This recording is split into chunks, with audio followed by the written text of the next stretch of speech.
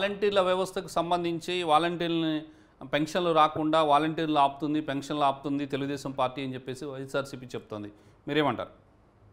Sir, ముందుగా మీకు ప్యానల్లో ఉన్నటువంటి ప్యానలిస్టులు, నాతోటి ప్యానలిస్టులకి, అదేవిధంగా 360 ఛానల్ వీక్షిస్తున్నటువంటి ప్రేక్షక లోకానికి శుభ సాయంకాలం తెలియజేసుకుంటూ, ఈరోజు క్లియర్ కట్ సార్, ఇదో వైసీపీ ఆడుతున్నటువంటి డ్రామా అనేది క్లియర్ కట్ గా రాష్ట్ర వ్యాప్తంగా అందరికీ కూడా అర్థమైపోయింది.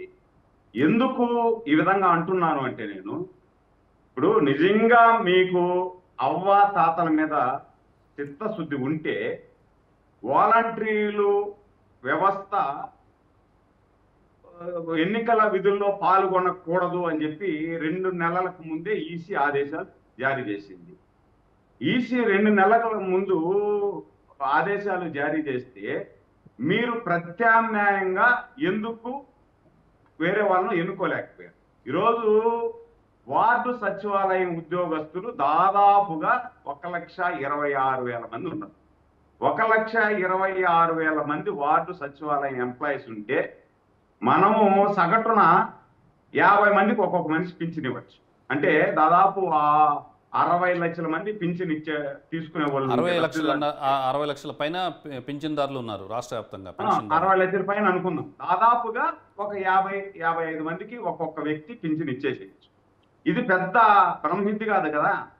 ఈరోజు వాలంటరీ వ్యవస్థ లేకపోతే, వాలంటీర్లు పింఛన్ ఇవ్వకపోతే అంటే ఆకాశం బద్దలై కింద ఏమైనా పడిపోతుందా?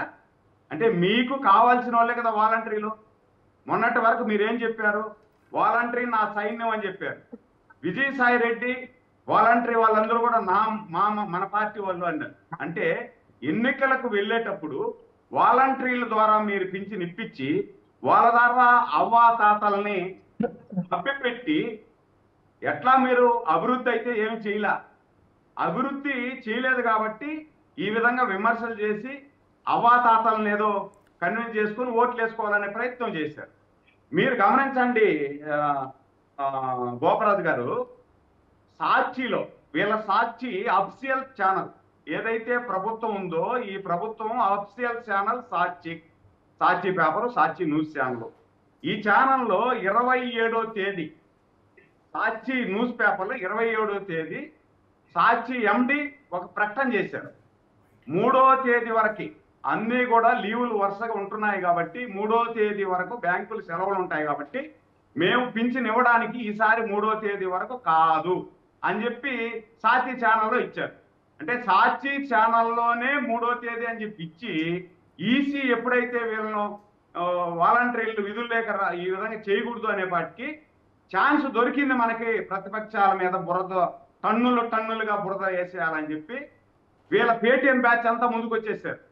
ఈ సజ్జల రామకృష్ణారెడ్డి, సకల శాఖ మంత్రి సజ్జల రామకృష్ణారెడ్డి ముందుకు వచ్చి విష ప్రచారాన్ని ప్రారంభించారు. వీళ్ళ కొడుకు భార్గవ రెడ్డి ఇతను కలిసి.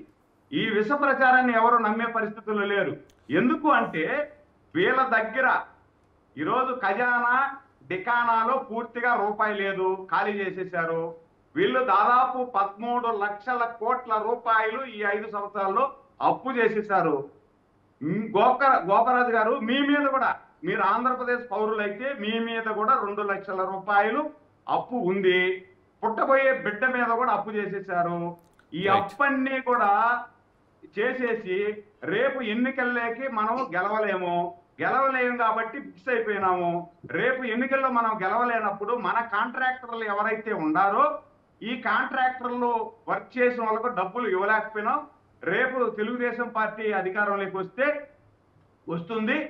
వచ్చినప్పుడు మళ్ళా మన కాంట్రాక్టర్లు ఇబ్బంది పడతారు కాబట్టి వీళ్ళ ఖజానాలో సప్పు చేసి పెట్టున్నటువంటి 1300 కోట్లు వీళ్ళ ఎవరైతే అవినాష్ రెడ్డి ఉన్నారో, అవినాష్ రెడ్డి సిరిడి సాయి ఎలక్ట్రికల్ కి, అదే విధంగా పెద్దిరెడ్డికి, అదే ఎవరైతే జగన్ మేనమా ఉన్నాడో మేనమా కంపెనీలకు ఇచ్చేసి అందరికి కూడా వీళ్ళ మళ్ళీ పాపం కాంట్రాక్టర్లు అందరికి కూడా ఇచ్చుండే పాపం వాళ్ళ ఇబ్బందులు ఉన్నారు, ఏదో జరిగింది అనేది వాళ్ళ కోరికి వీళ్ళకి కావాల్సిన వాళ్ళకి మాత్రం ఇచ్చేసారు. దీన్ని చూసి మిగతా కాంట్రాక్టర్లు కూడా వీళ్ళ ఆఫీసు ముందు ధర్నా చేసేదానికి కూడా సిద్ధమైపోయారు. వీళ్ళు ఎన్ని దాచిపెట్టాలనుకున్నా దాగే పరిస్థితి లేదు, నిజం నిలకడ మీద తెలుస్తుందని 2 రోజుల్లోనే పూర్తిగా అందరికి కూడా నిజాలు తెలిసిపోయినాయి. ఇది దొంగ ప్రభుత్వం, దొంగ మాటలు చెప్పే ప్రభుత్వం అని చెప్పి తెలిసిపోయింది. 2019లో ఏ విధంగా అయితే వీళ్ళు డ్రామాలు పే చేసి బాబాయిని గొడ్డలతో బాత్రూమ్ లో చేసి రైట్ సబ్జెక్ట్ డైవర్ట్ అయిపోతుంది. మళ్ళీ వస్తా సురేంద్ర గారు మీ దగ్గరికి. ఒక సెకండ్ సార్, కంక్లూడ్ చేస్తాం. ఒకే సెకండ్. రైట్. ఏ విధంగా అయితే ఆ రోజు నారాసుర రక్త చరిత్ర అని చెప్పి ఆ సింపతి తీసుకొని, అదే విధంగా ఎవరైతే ఇతను అభిమానం ఉన్నాడో సీను, ఆ సీనుని పిలిచి కోడి కత్తో గీయించుకొని, కుమ్మించుకొని కాదు, జస్ట్ గీయించుకొని ఇవన్నీ కూడా ప్రచారం చేసేసి తల్లి చెల్లెల్ని వీళ్ళందరినీ వాడుకొని ప్రజలను నమ్మించి మళ్ళీ వస్తా సురేంద్ర గారు మీ దగ్గరికి. వ్యక్తిగత ఇప్పుడు సబ్జెక్ట్ డైవర్ట్ అవుతుంది. ఈ రోజు అవ్వాతాతలను కూడా ఈ విధంగా మోసం చేస్తున్నాడు. ప్రజలను చూడండి, అవ్వాతాతలను కూడా ఈ విధంగా మోసం చేస్తున్నాడు. ఇతనికి సంబంధం ఏంటని చెప్పి కూడా మీ ఛానల్ ద్వారా నేను తెలియజేస్తాను. రైట్.